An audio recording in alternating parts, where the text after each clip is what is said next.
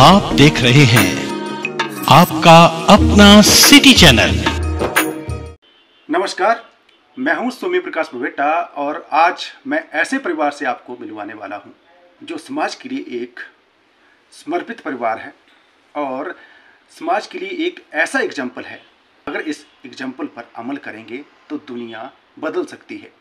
समाज को अच्छा संदेश दे रहे हैं, भक्ति भाव से आगे बढ़ रहे हैं और एकल परिवार नहीं है, ये संयुक्त परिवार है।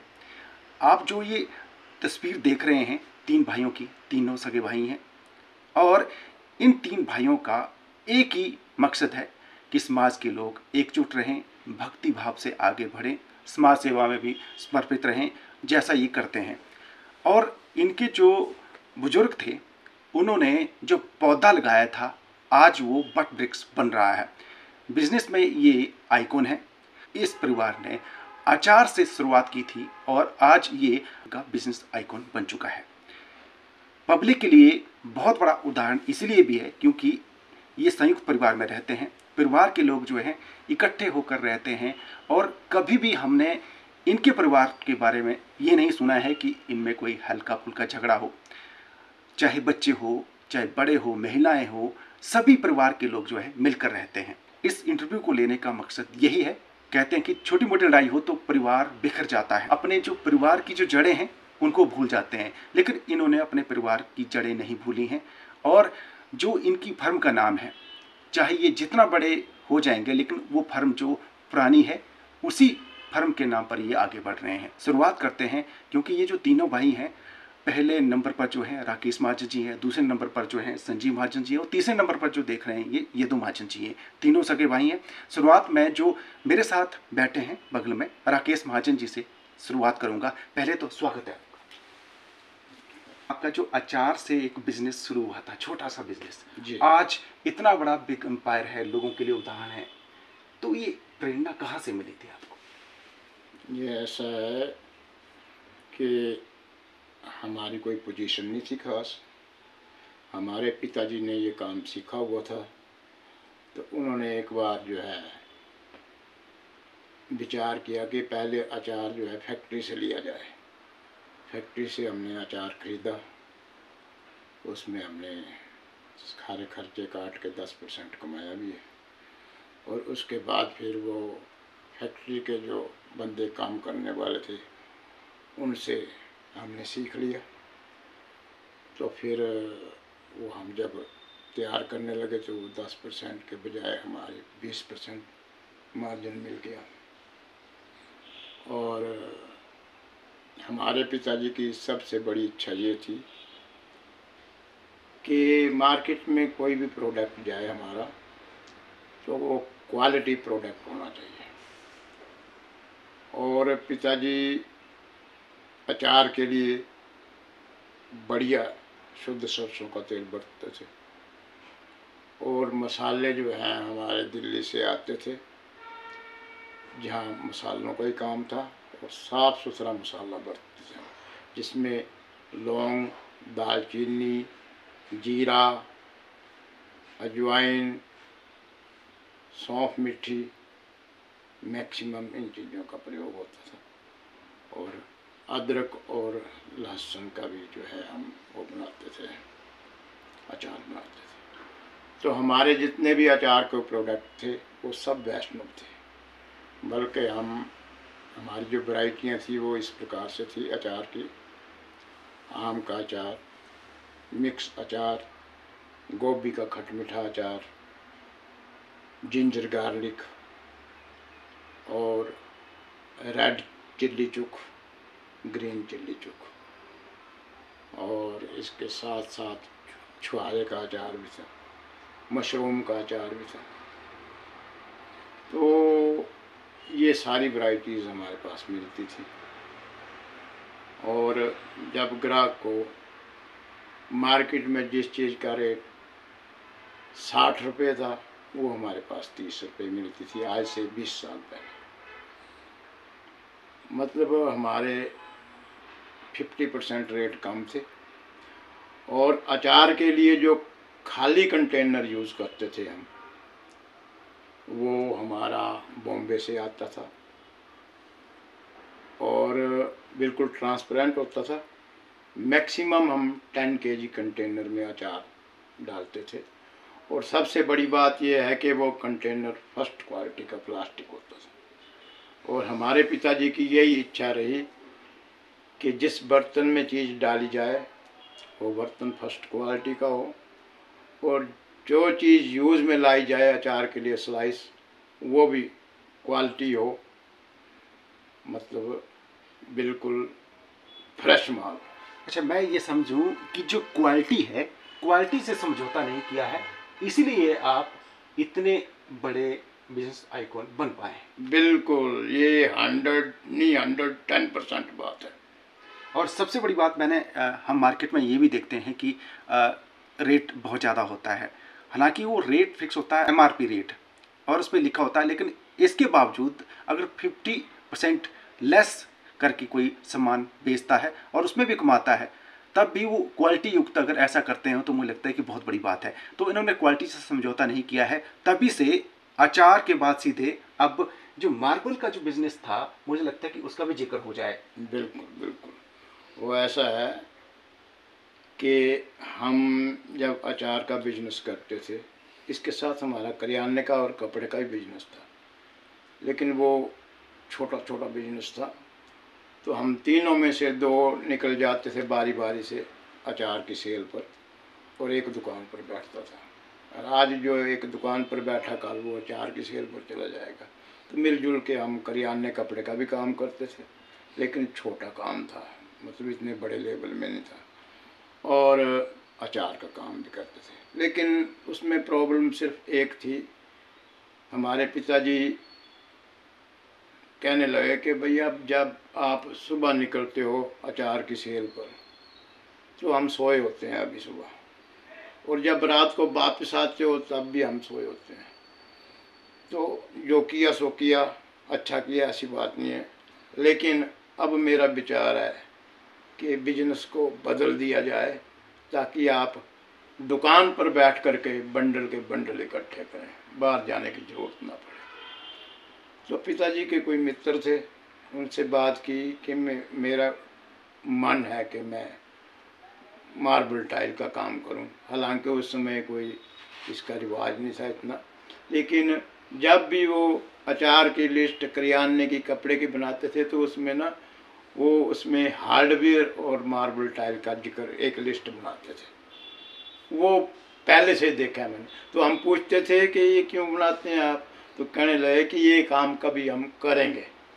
आज से 40 वर्ष पहले हमारे पिताजी की ये इच्छा थी कि ये काम हमने करना है, क्योंकि वो जो भी काम करते थे वो पूरे कॉन्फिडेंस से करते थे। उनको अपने ऊपर विश्वास था कि मैं ये काम करूँगा। और जब हमारे पास कुछ नहीं था, हम बिल्कुल जीरो थे, उसी समय उन्होंने कह दिया था कि मेरे तीनों लड़के जो हैं कोई सर्विस नहीं करेंगे, दुकानदार बनेंगे और एक जगह मिलजुल के काम करेंगे और एक बहुत बड़ी फर्म का निर्माण करेंगे। ये उनकी उस समय की भविष्यवाणी है, जब हम बिल्कुल जीरो थे। आप समझ सकते हैं कि जो पिता होते हैं वही बच्चों की नींव डालते हैं। तो जैसा कि इन्होंने कहा राकेश महाजन जी ने कि जो इनके पिता थे, वो जब भी कोई सामान अदर बिजनेस था, तो उसी टाइम इन्होंने जो आज जो मार्बल का जो इनका बिजनेस है, ये तब मार्बल ज़्यादा चलन में नहीं था। उस वक्त सोच रखी थी इनके पिताजी ने कि हम इस तरह का बिजनेस तैयार करेंगे, और आज ये बिजनेस चंबा जिले में नहीं पूरे प्रदेश भर में चर्चा का विषय बना हुआ है। और सबसे बड़ी बात है कि इनके पिता की मेहनत है, और जैसा कि ये खुद कह रहे हैं, बुजुर्गों की मेहनत है और उनकी वजह से ये आगे बढ़ पा रहे हैं। और उनका एक ख्वाब भी था कि परिवार को संयुक्त तौर पर रहना है। उनके 3 बेटे हैं और ये तीनों बेटे इकट्ठे रहते हैं। और जो बिज़नेस जो अचार का यहाँ पर जिक्र किया जा रहा था, अचार का बिज़नेस इसलिए बंद किया था क्योंकि जो तीनों भाई को अलग अलग जाना पड़ता था, और वो चाहते थे कि वो परिवार के साथ मिलकर जो सुख दुख जो भी होता है वो शेयर करें। वो टाइम नहीं मिल पा रहा था कि वो परिवार के जो 3 बच्चे थे, वो कभी शाम को आ रहा है, कभी देर रात को आ रहा है, तब तक वो बुजुर्ग सो गए होते थे, वो बात नहीं कर पाते थे। वो चाहते थे कि मेरी आंखों के सामने ये तीनों बच्चे रहें और मेरे सामने ही वो अच्छा करें और आगे बढ़ें। और बड़ी बात ये थी, जब इन्होंने ये भी जिक्र किया है, जब ये कुछ में नहीं थे, कुछ वक्त ऐसा आया था कि आर्थिक स्थिति थोड़ा सा खराब हो गई थी, लेकिन उसके बावजूद इनके पिता ने कहा था कि घबराएं नहीं, एक दिन आपका बड़ा नाम होगा। और उनकी जो भविष्यवाणी थी वो सच हुई है, जैसा कि राकेश महाजन जी ने जिक्र किया है। आप जो भाई हैं संजीव महाजन, सबसे छोटे हैं, आपके जो जब आप तीनों बैठते हैं तो कैसा फील होता है, ईमानदारी से कहें? बहुत अच्छा फील होता है। जैसे कोई भी टेंशन होती है ना, टेंशन मुक्त हो जाता है। अभी तक कोई वैसे, अगर मैं अकेला बैठूं तो मेरे को लगता था क्या पता मेरे आगे पीछे पता नहीं क्या है, अकेला अकेला फील करता हूँ। कोई भी ऐसे टेंशन बनी रहती है, तीनों इकट्ठे रहें तो मेरे को बड़ा चैन सा बिल्कुल फील होता है, बढ़िया। कि आपके सबसे बड़े भाई हैं, ज्येष्ठ भाई हैं राकेश महाजन जी, तो कभी लड़े भी हैं कि नहीं? ईमानदारी से ऐसा है कि कभी गर्म सर्द हो गई तो हो गई, पर हम एक कान से सुनते हैं, दूसरे से निकालते हैं, दिल में नहीं रखते हम। दिल में कुछ नहीं। डांटते कौन है? ये यदु भाई या राकेश महाजन? ऐसा है कि डांटते ही नहीं है, पहली बात तो ये। थोड़ा बहुत जब कभी कभी मेरी तो ऐसी कोशिश होती है कि मैं ज़्यादा से ज़्यादा करूँ अपने फैमिली के लिए, अपने बिजनेस के लिए। तो ये ऐसा मौका मैं आने नहीं देता हूँ कि डांटने का, पर ये शाम को मेरे को शाबाशी जरूर देते हैं कि शाबाश तूने बहुत बढ़िया आज ऐसे काम किया, ऐसा काम किया। राम भ्राता है ये मत। आपका जो बिजनेस है, परिवार इकट्ठा है, इसीलिए बढ़ रहा है, मुझे ये लगता है। बाकी आपकी क्या सोच है यदु महाजन जी? बिल्कुल जी, हमारे पिताजी बोलते थे जी, थोड़ा खाएंगे तो सब थोड़ा खाएंगे, अच्छा खाएंगे तो सब अच्छा खाएंगे। इसलिए हमारी सोच है कि मैं क्या समर्पण कर सकता हूँ। हमारी कोशिश मेरी तरफ से ये रहती है, वैसे ही भैया की रहती है, वैसे ही छोटे की रहती है, सबकी यही कोशिश रहती है मैं अपने परिवार के लिए क्या कर सकता हूँ। तो सबकी सोच ये रहने से अपने आप ही बच्चों में भी यही संदेश जाता है। हमारा सुबह होती है, हम सुबह नहा धो के सबने पूजा करनी होती है, शाम को हमने संकीर्तन चाहे 10 मिनट करें 15 मिनट करें, हम तीनों भाइयों ने या परिवार का भी जाते कई बार तो इकट्ठे होकर संकीर्तन कर लेते हैं। वैष्णव लोग हैं हम, सादी रोटी खानी है हमने, हमारा कोई ऐसा कोई खर्चा नहीं है कि जैसे जिससे हमारा वो हम तो यही चाहते हैं भगवान तेरा नाम भी लेते रहे, साथ में वो अच्छा भी करते रहे, बस यही है। हमारे पिताजी थे, उन्होंने हर साल अपने घर में राम कथा करवाते थे। वो आज भी एक जब हमने मकान डालने लगाया तब वो बोलने लगे कि एक लोग ना भगवान के लिए छोटा सा वो कोना ढूंढते हैं मंदिर के लिए। तो हमने क्या करना है कि जो सबसे बड़ा एक हॉल बनाना है, उसमें भगवान की स्थापना करनी है और उसमें सिर्फ संकीर्तन हो और कुछ नहीं, सिर्फ संकीर्तन। आज भी उसमें वो प्रथा है, हमारा परिवार भी होता है। वैसे भी हर साल कोई भी राम कथा हो जाए, एक बार भागवत पुराण की कथा करवाई, तो हमारे जितने भी चंबा में लक्ष्मण मंदिर में जितने भी संत लोग आते हैं तो पहले हमारे घर ठहरते हैं वो। तो हमारा एक वो बड़ा लक्ष्मण के प्रति, भगवान के प्रति बड़ा वो बन गया हुआ है। तो हम प्रार्थना करते हैं भगवान आप हमें हमेशा ही वो प्रेरणा देते रहना, हम आपका नाम भी लेते रहें, लोगों में प्रचार भी करते रहें, ये हमारी अच्छा श्रद्धा भाव से आगे बढ़ रहे हैं और दुनिया को भी इस राह पर चलाने का प्रयास कर रहे हैं, बिल्कुल कोशिश कर रहे हैं। हम भी छोटे छोटे हुआ करते थे, तो चूँकि मेरी जो एजुकेशन है नवोदय स्कूल में हुई है, तो उस टाइम हम देखते थे जैसे कि आपके पिताजी वहाँ पर वो बैठते थे उस ठिकाने पे, और आप भी होते थे, लेकिन वहाँ पर जो थड़ा था वो लकड़ी की उसमें होता था। तो अब वो सीमेंट वेंट और लेंटर लोंटर पर मुझे लगता है कि हर किसी जो दुकानदार होता है तो वो चाहता है कि मेरी छोटी दुकान है बड़ी दुकान बने। तो जब बड़ी दुकान बनी थी तो सबसे ज्यादा प्रसन्न कौन हुए थे तीनों में? पिताजी सबसे ज्यादा, पिताजी बहुत प्रसन्न हुए, हमारी माताजी बहुत प्रसन्न हुए, परिवार सारे प्रसन्न और सारे प्रसन्न थे, सारे सबके चेहरे में जो है मुस्कुराहट थी, लालिमा थी और सब खुश थे कि अब हम आगे बढ़ रहे हैं। और मेरा एक अनुभव है अपना कि हर एक आदमी की ये सोच होनी चाहिए कि मैं इसको क्या सुख दे सकता हूँ। और कितना सुख दे सकता हूँ। किसी को भी ज़्यादा से ज़्यादा, परिवार का मेंबर हो कोई भी हो, उसको ज़्यादा से ज़्यादा सुख देने की कोशिश करनी चाहिए, ना कि सुख के बदले उससे इच्छा रखनी चाहिए कि मेरे को कुछ मिले। अब हम एक दूसरे को सुख देंगे तो कोई ना कोई समय ऐसा आएगा कि जिसको हम सुख दे रहे हैं उसकी भी इच्छा ये होगी कि इसको मैं जितना इसने सुख दिया मैं इससे भी ज़्यादा सुख दूँ। तो इससे क्या होगा कि प्रेम का जो है सफल होगा।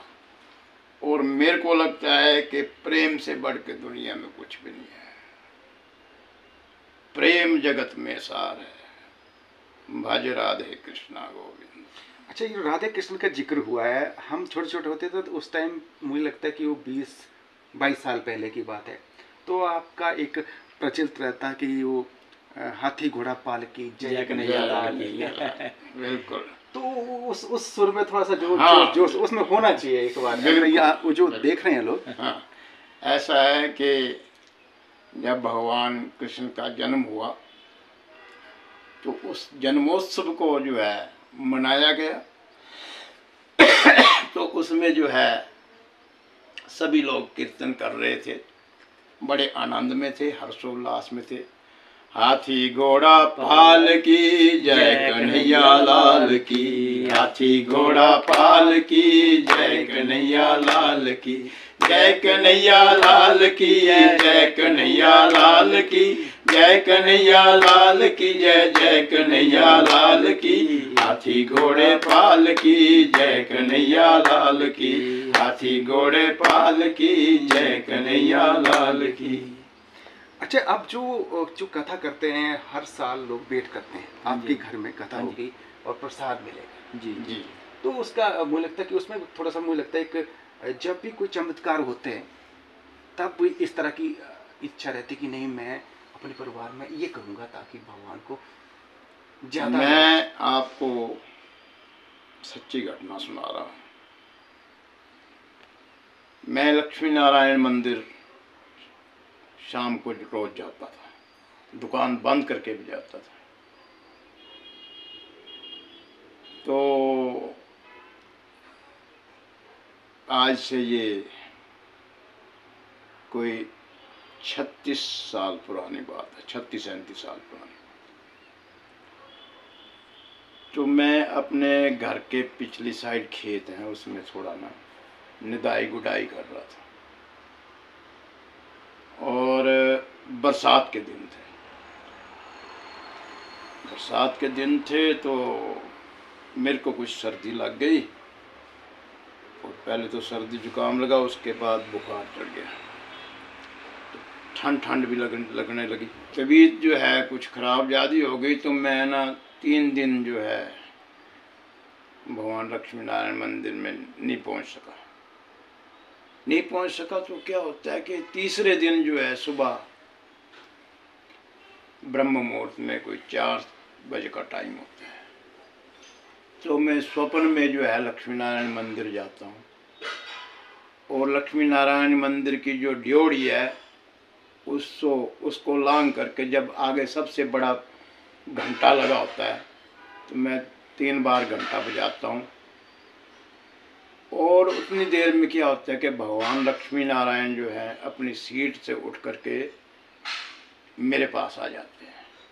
और उस समय का उनका ड्रेस था पीली धोती और बक्षास्थल पर नीला जैसा, जैसे राजसी ठाठ वाला वो पटका जैसा होता था ना, वो जैकेट जैसी।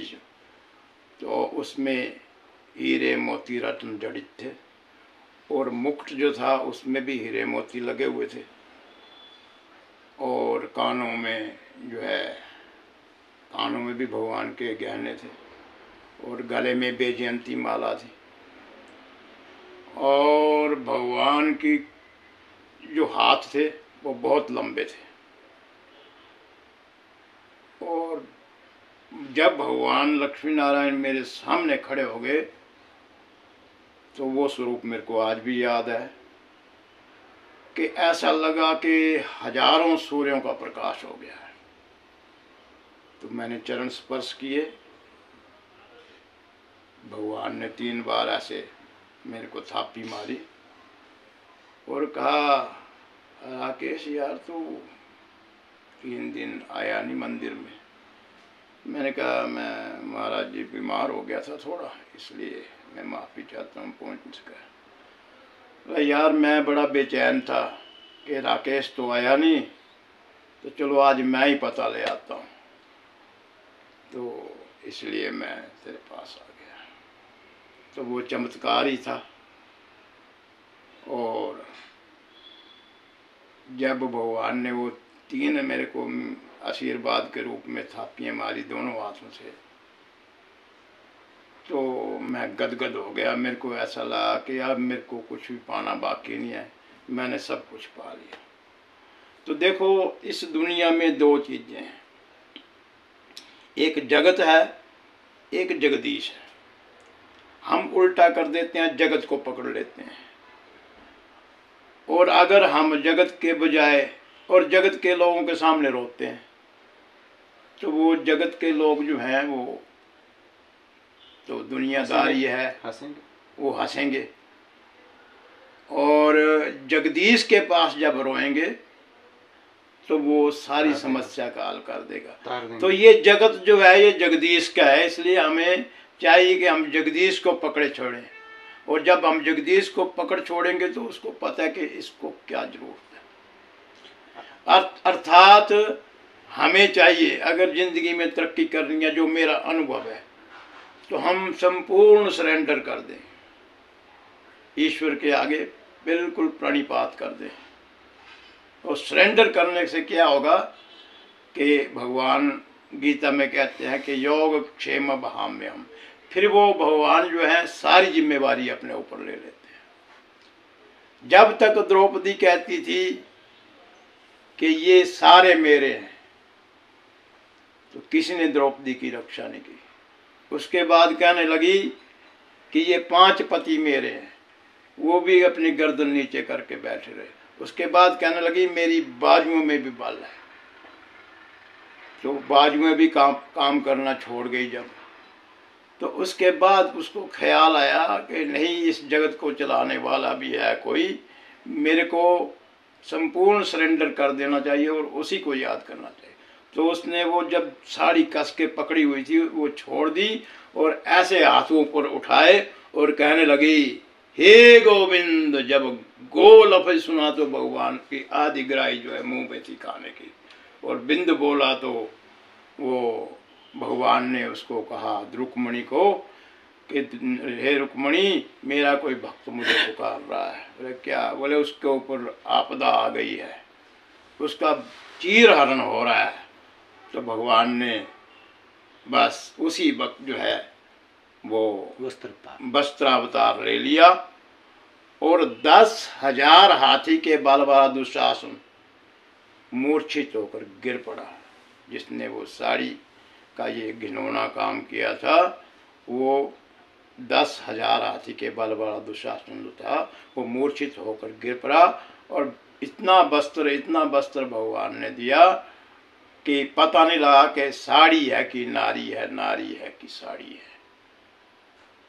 तो एक बार क्या हुआ कि द्रौपदी गई हुई थी भगवान कृष्ण के पास, तो भगवान कृष्ण की उंगली में कट लग गया था।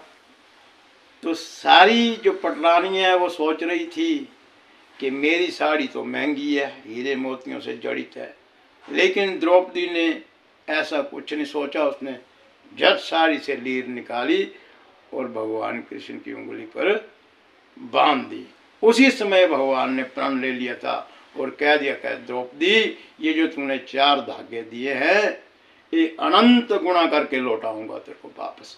अर्थात कहने का मतलब ये है कि ईश्वर के प्रति किया हुआ कर्म जो है अनंत गुणा बढ़ता है। जैसे कि पृथ्वी में 2 दाने कनक के फेंक दो, उल्टे हों या सीधे हों, लेकिन वो 100 दानों से भी ज़्यादा हो जाते हैं। इसलिए ईश्वर के प्रति जो है कोई भी कर्म करो तो बिल्कुल समर्पित होकर करो। जैसा कि राकेश महाजन जी कह रहे हैं कि ईश्वर के प्रति अगर समर्पण होगा तो आप फलेंगे फूलेंगे और समाज में अच्छा संदेश भी देकर जाने वाले हैं। संयुक्त परिवार है संक्षिप्त में कुछ कहिए यदु महाजन जी, क्योंकि संयुक्त परिवार में, क्योंकि आजकल एक एक दो दो बच्चे होते हैं और एक एक रूम में रहते हैं, लेकिन आपका परिवार है तो कैसे रहते हैं? हमारी सुबह हम तीनों भाइयों ने एक टेबल पे बैठ के नाश्ता करना होता है।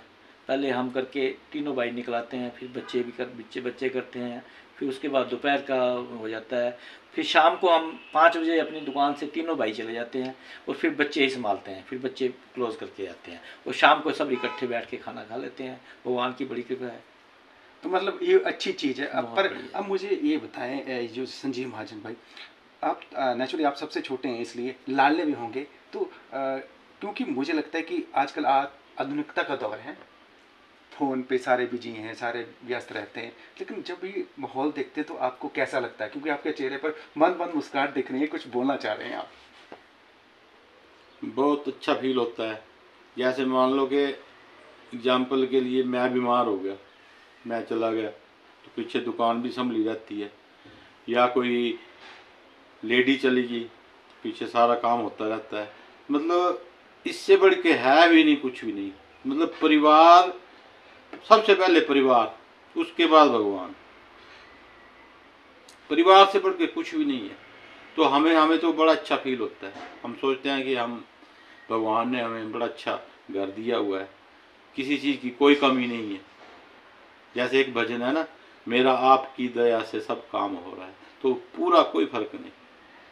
अच्छा राकेश महाजन जी, अंत में लोगों को मैसेज, चूँकि आजकल एकल परिवार में रहते हैं और माता पिता को छोड़ के जा रहे हैं, फॉरेन रह रहे हैं, बड़े बड़े पैसे हैं उनके पास, लेकिन माँ बाप जो है वो बुजुर्ग हैं, घर में कोई देख रेख नहीं हो रही है, तो संक्षिप्त कम शब्दों में बताएं।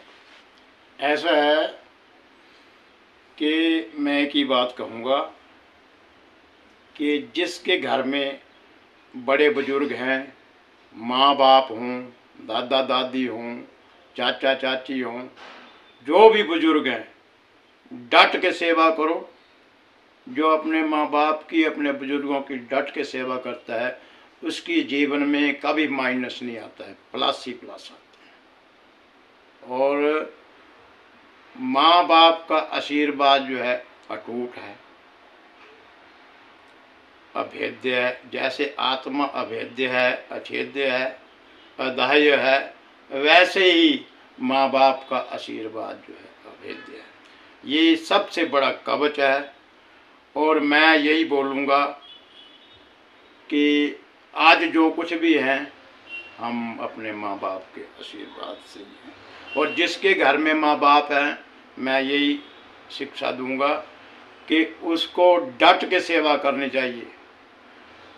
घर में अगर अपने माँ बाप को रोता हुआ छोड़ देंगे, अपने माँ बाप को घर में समय पर पानी नहीं पिलाएंगे, समय पर खाना नहीं देंगे, समय पर सेवा नहीं करेंगे, तो मंदिर वाले माँ बाप ये बोलेंगे कि जा तू पहले घर में जा कर के अपने माँ बाप को डट के सेवा कर, तभी खुश होऊंगा मैं। ऐसे कुछ नहीं, बाहर छबीलें लगाने का फायदा कोई नहीं है जब तक हम अपने घर के माँ बाप की सेवा नहीं करेंगे। इसलिए डट के सेवा करो। जो जिसके घर में माँ बाप हैं, उसका धर्म पहला यही है कि डट के सेवा करे। और जो अपने माँ बाप की सेवा करेगा, ये हमारा अनुभव है कि उसकी ज़िंदगी में माइनस कभी नहीं आएगा, प्लस ही प्लस आएंगे और वो फलीभूत होगा। अच्छा संजीव जी, क्योंकि मुझे लगता है कि दोनों भाइयों से हमने ज़्यादा पूछा, लेकिन आपसे ज़्यादा नहीं पूछा है। फर्म का पूरा नाम बताएं आप। हमारी फर्म का नाम है मैसर जगत राम शक्ति प्रसाद। जगत राम हमारे दादाजी है और शक्ति प्रसाद हमारे पिताजी। अच्छा, उन्हीं के नाम पर ये फर्म आगे बढ़ रही है। तो एंड में आपकी तरफ से कुछ लोगों को जो आप अपनी तरफ से आशीर्वचन कुछ देना चाहते हैं? हम तो ये चाहते हैं जी, आप भी सब लोग मिलजुल के रहें और अपना समर्पण ज़्यादा से ज़्यादा करें। बदले में भावना नहीं होना चाहिए कि मेरे को बदले में कुछ मिले, तभी परिवार आगे बढ़ सकते हैं और अच्छा हो सकता है। क्योंकि अगर हम तीनों भाइयों में से हम एक भी अगर सोचे यार इसको तो ज़्यादा बढ़िया लगा लिया, इसने तो मेरे से ज़्यादा वो कर दिया, हमें खुशी होती है। जब ये ज़्यादा बढ़िया लगाएंगे तो हमें ज़्यादा खुशी होगी। तो ऐसी भावना हो जाए तो सब परिवार अच्छे से रह सकते हैं, मिलजुल के रहेंगे, ज़्यादा मजा है। आपकी तरफ से मेहनत का फल जो है वो पक्का मिलता है, पक्की गारंटी है। हम खुद इतना काम करते थे, रात को 2-2 बजे तक काम करते थे, 3 तक काम किया। तो आज हमारे पास, हम क्या कर रहे हैं, अब कुछ भी नहीं करते, हम सिर्फ साइन करते हैं और पैसे गिनते हैं और आराम से बैठते हैं। ये मेहनत का फल है। 8-10 लड़के रखे हुए हैं, वो माल मूल दिखा लेते हैं, बिल बनाने के लिए अलग अलग रखे हैं। मेहनत का फल मिलता है, पक्की बात है। तो बहुत बड़ी बात, देखिए मुझे लगता है कि सबसे छोटे, हमने बड़ों से भी बात करी, मंझले भाई से भी बात की, और सबसे छोटे ने जो बात कही है कि मेहनत का फल बेकार नहीं जाता है। अवश्य अगर बात। मेहनत की होगी तो उसका फल जरूर मिलेगा।